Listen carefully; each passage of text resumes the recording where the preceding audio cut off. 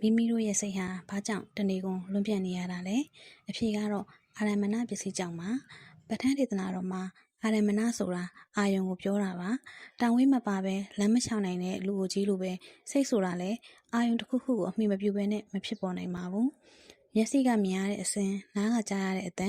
နှာခေါင်းကရတဲ့အနံ့ရှားကစားတဲ့အရာသာကိုယ်ကထိတွေ့မှု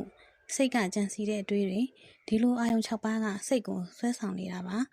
အာယုံကောင်းရင်စိတ်ကောင်းဖြစ်မယ်အာယုံညံ့ရင်စိတ်ညံ့ဖြစ်မယ်ဒါကြောင့်စိတ်အေးချမ်းခြင်းရင်မြတ်စွာဘုရားရှင်ရဲ့ဂုဏ်တော်တွေတရားတော်တွေလိုမျိုးအာယုံကောင်းတွေကိုပဲစိတ်ထဲမှာအမြဲကပ်ထားကြည့်ပါဒီနေ့ညနေခင်းမှာအာယုံတစ်ခုကြုံရင်သတိရလိုက်ပါဒီအာယုံကငါးစိတ်ကိုဘလို့တက်ရောက်မှုရှိလဲဆိုတာအာယုံကိုသိတဲ့အသည့်သတိဟာအလင်းရောင်ပါပဲဒီနေ့အာရမဏပစ္စည်းအကြောင်းနည်းနည်းလေးသိသွားတယ်ဆိုရင်နောက်ဗီဒီယိုတွေမှာနောက်ထပ်ပစ္စည်းတစ်ပါးအကြောင်းပြန်တွေ့ကြမယ်နော်အားလုံးကိုယ်စိတ်နှစ်ပါးချမ်းသာကြပါစေဒီနေ့ကစပြီးအာယုံကောင်းတွေကိုပဲရွေးချယ်နိုင်ကြပါစေနောက်ထပ်ပဋ္ဌာန်းကျောင်းရာတွေနားဆင်ဖို့ channel လေးကို subscribe လုပ်ထားပေးပါဦးနော်